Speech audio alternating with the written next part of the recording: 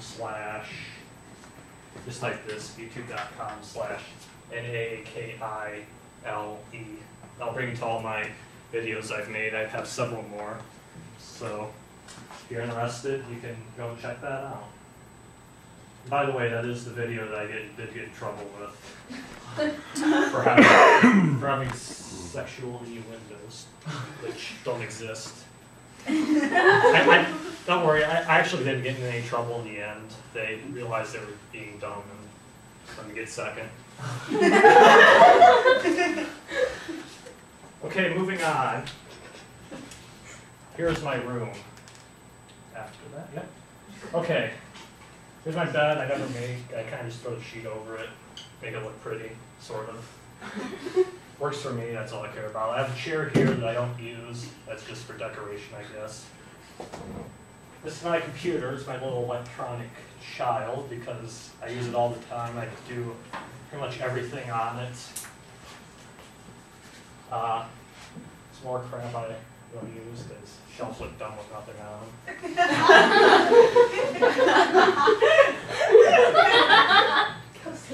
Just close up my computer. If you're interested, you'll notice that area is very clean because, you know, that's where I'm always at. Then I just kind of piled the crap over here so it's out of sight, out of mind. Another angle. There's my chair with Snuggie draped over for some reason. More shelves with things I never use because shelves with nothing on them look dumb. More desk, same bed.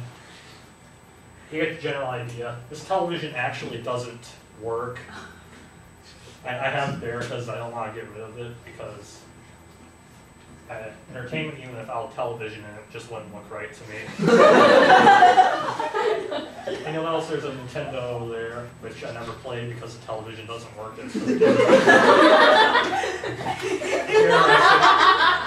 you're interested, here's a close-up of that. You can see, there it is. Well, half these games are horrifying because I bought them when I was a child.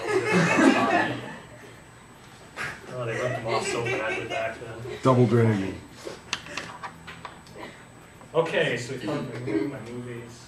Next up is probably second big hobby of mine, photography. I really enjoy this because, you know, it's like I'm horrible at painting. It's like painting, but it does the job for me. I have a few favorite images. Here's the first one. I took this probably like at 10:30 p.m. on a really cold summer night when most people are in bed. Because that's how crazy I am, you know, instead of sleeping, I run out some field. That's the sun. That's definitely not the sun, that's the moon. That's the moon rising over the horizon. And that's actually Jupiter. And the thing I love about this picture so much is this like jet trail that lines up perfectly with the Jupiter. It makes it look like a shooting star of sorts. I have several different exposures of this picture, but this is, and they're, you know, correctly exposed. You can see this, but that doesn't matter because to me that's just awesome. Here's another picture I think I really like. You got trees here and mushrooms. It's like some Ewok home sorts to me. This is a great example of looking in the right place for a photo, I guess you could say, because I took this at Cedar Falls in Ohio, in Hawken County. You know, where most people would crowd around the falls and take, you know, the same picture that's been taken a million times before. I saw this neat little root system here, a little mushroom, thought that was neat, took a picture, and it wasn't until afterwards I realized just how good it looks. And I mean, if you look at it closely, it's kind of blurry because I handheld it. I'd like to go back there sometime in the future and, you know, get a tripod, do it properly, but I wouldn't be surprised if the mushroom is gone because some hippie snapped it up.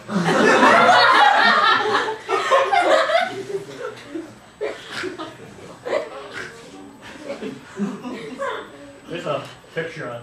By the way, all the black and whites you've seen were taken on film. That interesting any of you? But this picture it's so me. I have the Wii remote sitting on top of a copy of Cosmos by Carl Sagan, who's an astronomer, who says all these amazing things to me.